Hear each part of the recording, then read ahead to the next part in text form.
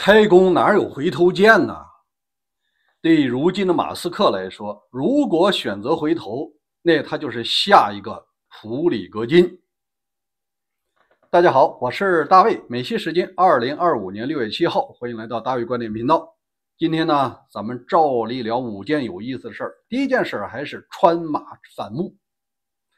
有很多朋友说，看吧，马斯克把所有攻击老川的那个帖子全删了，那个组建新党的全删了，这不就是认怂了吗？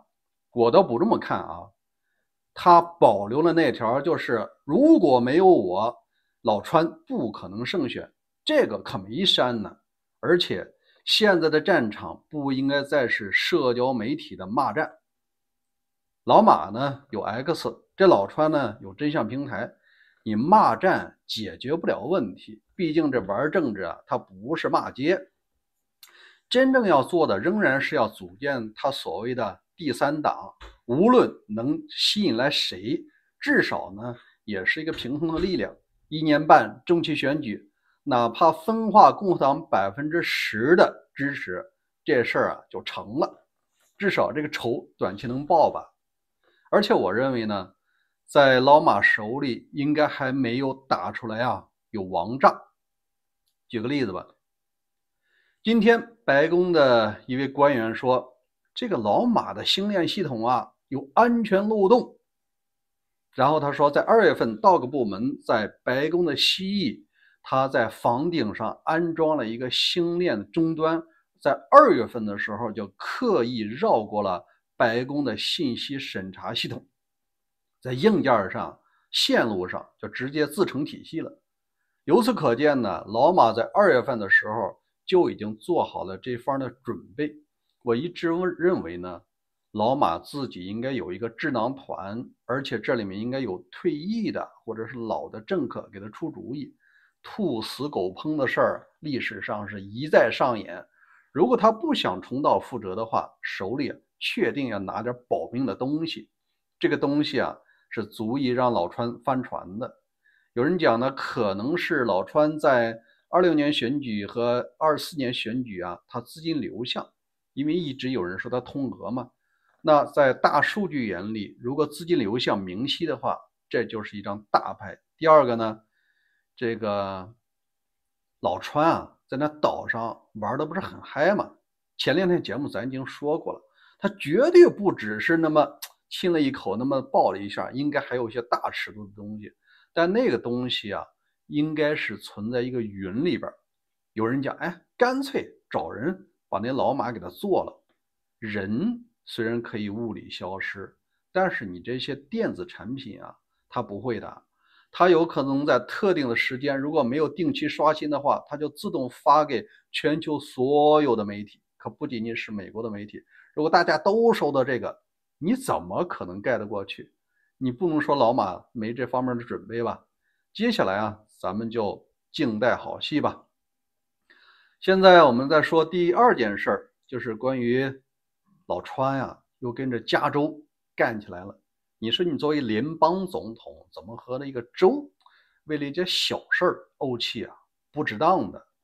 现在啊，这个导火索就是联邦的执法部门在兰州，加州是深兰州啊，他玩了一次执法，就是在那个 Home Depot 门口把那些趴活的南美洲人给他抓起来，给他遣返。可能是啊，他们每年或者是每月都有任务，完不成的话，你怎么办？你那什么帮派分子、犯罪分子，你是不好找的。他们干脆就到那餐馆啊、什么影剧院呀、这些南美人比较聚集的地方去那儿抓人，那确实是一抓一个准儿。但这个事儿呢，是对加州洛杉矶形成了一种挑战，当地啊不认了。无论是民众还是那些支持者，还有新闻媒体啊，现在给他对峙起来了。现在这个最新的消息是边境沙皇那个叫霍曼的，他说他要动员总统，要动员国民警卫队，这是要实行武力啊。但我感觉这个方式可能会把这个矛盾激化，而且你最近正在钱上闹呢，就是老川提出要断绝给加州公立大学的拨款。这个加州州长纽森啊，直接硬杠了，他就抛出来数据，他说我们是50州里面最大的贡献者，你联邦的这个税收啊，加州是排第一。截止到2023年，他当年的税收上交了是4750亿给了联邦政府。联邦政府你给我拨款，你只拨回来呢3900多亿，等于你自己留了800亿，每年啊相当于800亿，这是纯贡献。如果你断我的话，我也就会断你的税收。你看在这钱上老川没算过账来，你现在又要动武，你不是正好把深蓝州深深的得罪了吗？咱说句实话啊，如果他真要想玩这种执法的话，你到红州去，至少当地啊没有人管，但是在兰州你可能就会惹麻烦，你的税收还能不能收上来呀？有人讲啊，德克萨斯啊，什么佛罗里达呀，我看了一下数据，德克萨斯每年啊上的税是低于它的返还的，等于是联邦政府在养着德克萨斯，而加州是在养着联邦政府。那我们再说一个案例吧。我认为呢，老川这个性格决定命运，他这种不愿意退缩，可能让自己惹大麻烦。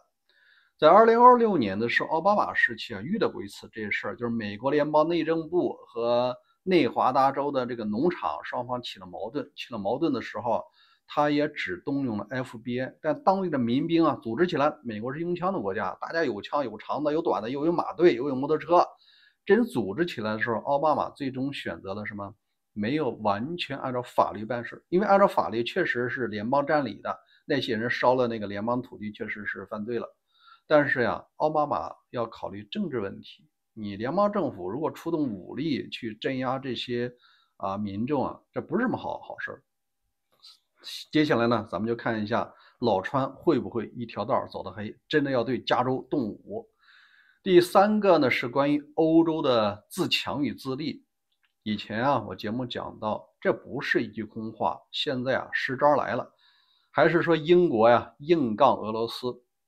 咱们看一下《每日邮报》的报道，在今天，就是英国的国防大臣希利，他表示，我们已经做好了与俄罗斯直接开战的准备。如果乌克兰受到了核攻击，英国将在第一时间对莫斯科和圣彼得堡进行核反击，希望俄罗斯严肃对待这个问题。这句话说的是很重的，因为在2星期前啊，英国为了实现这个目标，做了一些资金的投入，就是增加核弹的数量，现在几百枚嘛，要再增加一些。第二呢，要增加发射核弹的载具，就是核潜艇。咱们从地图上看，如果说英国发射或者英国的核潜艇潜到波罗的海，那都距离大俄的领土很近了，也就是反应时间不超过20分钟。在波罗的海如果发射核弹，20分钟内到达这个圣彼得堡或者是这个首都莫斯科，这个反应距离是非常少的。第二呢，如果说数量很大，也可以先抛一轮诱饵弹嘛，不安装核弹头，然后当你的 S300、S400拦截的时候，在卡壳的过程中，核弹来了，莫斯科啊是没有反击的能力的。你那些东西，你不可能全扔英国吧？好，咱们再说这个德国啊，德国总理上任才2个来月，但是他的支持率呢已经由25加到39%，这个几乎算翻了1倍吧，说明他对乌克兰的支持获得了民众的支持，民意啊还是在他这边的。德国的国防部长最近澄清了一下，说不存在北约的东扩，而存在的是俄罗斯的不停西进。这些国家加入北约，是他们自主选择的结果，而不是北约吸纳的结果。第三件事呢，还是说法国啊，现在法国也学聪明了。法国国防部长他向 CL 透露，这是一个媒体啊，当地的说，法国的一家大型汽车企业将参与到在乌克兰的军工投资。说实在一点，我感觉呢，有可能是有可能是雪铁龙、标致，而不太可能是雷诺。因为这家企业呢和法国的军工合作，在乌克兰在开设一个无人机的生产工厂。原因嘛也很简单，乌克兰打仗每年需要5万架的无人机，而现在呢是不足。那法国呢，它自己只有几千架无人机，而未来的战争，无人机是一个非常棒的角色，它的重要性甚至超过了法国阵风战斗机。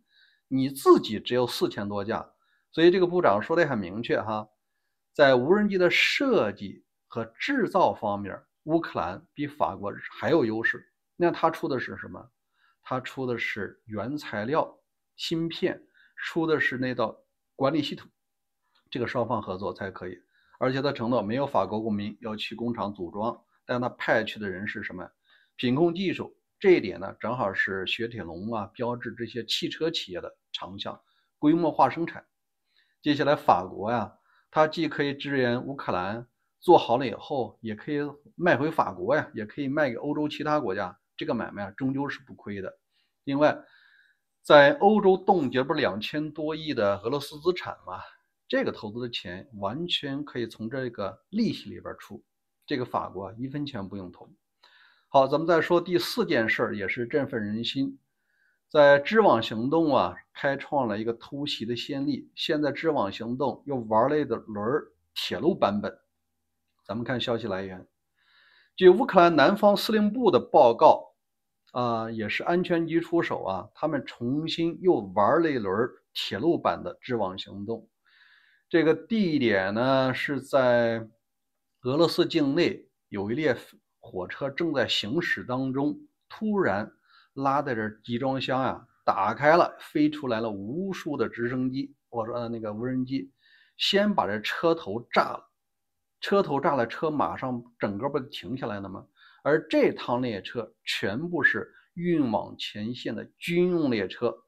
飞出来的无人机啊就开始点名了，损失包括铁路机车1辆，坦克13辆，火炮系统7部，然后103辆的装甲车和运兵车，另外呢有10个油罐，这个损失应该超过1亿美金以上。这里边有一个什么问题呢？就是如果你想玩这件事，一定要把这个系统装进去，就是无人机要装进去。因为大家知道，在上周织网行动以后，俄罗斯已经启动大规模的排查了，卡车挨个排查，这个集装箱挨个排查，但是他没想到铁路上的集装箱没排查，或者说排查不力，现在又来了一轮。第二个好消息呢是6月7号早晨，这是乌克兰空军的通报在俄罗斯的库尔斯克地区，一架苏35战斗机被乌克兰的 F-16用这个 AIM-120导弹击落。这件事呢，已经是第3架击落的这个苏35战斗机。苏35虽然说称为这个4代半战斗机呢，但它的雷达系统并不先进。这个呢 ，F-16从来不会单独作战，每次基本都会有这个预警机或者是吊载这个电子战吊舱的飞机一起。如果说先敌发箭、先敌开火的话，苏35的高机动性是没有意义的。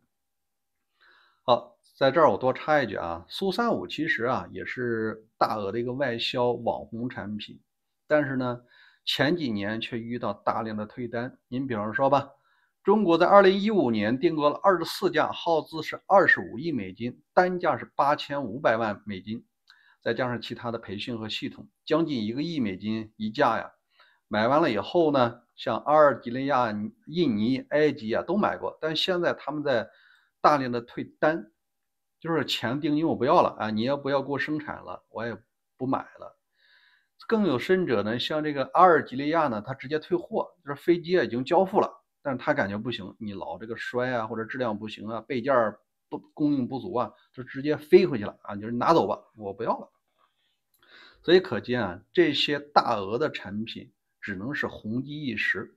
好吧，我们再说第5件最重要的事。中国的高考进入第2天，有很多家长也不再鸡娃了，也不再像原来那样弄个甘蔗，男士穿了个旗袍，说什么旗开得胜。因为现在的家长也想通了，你考的985、211不代表什么，因为你出来的时候，每年仍然有1000多万的大学生给你抢饭碗，每年毕业1000多万啊，而且是累加的，去年毕业的和前年毕业的，现在还有很多人没找到工作呢。你说再考985、211的意义是什么？前段时间呢，中国有一个连锁品牌叫海底捞，他在招聘端盘子那些服务生的时候，要求985毕业的，要求985毕业去端盘子，那每年还鸡娃干什么呀？所以说，中国家长也想通了，像有些企业吧，或者是银行招聘的时候，不看成绩，先问你妈家是干嘛的，你叔叔干嘛的，你舅舅干什么的，你把你的社会关系提一下。因为在一个权力主导的经济当中啊，如果你能搞定权力，你都能搞定很多事儿，比你搞定技术啊更能让个企业获得生存。所以说，中国家长呢也想通了。那怎么解决这个问题呢？对于普通家庭来说，你可以参考孟母三迁的案例。当然了，孟母三迁只在这个齐鲁，你完全可以把目标放在这个全球这个位置上。有时候地理很重要，时运也很重要。正有所谓呢，就是时来天地皆同力，运去英雄不自由嘛。你再有本事，如果你的地方不对，或者时代不对，你也不可能有什么成就出来的。好吧，今天就聊到这儿，欢迎关注大伟观点频道，你要打开小铃铛，我一更新你就收到了。咱们明儿见。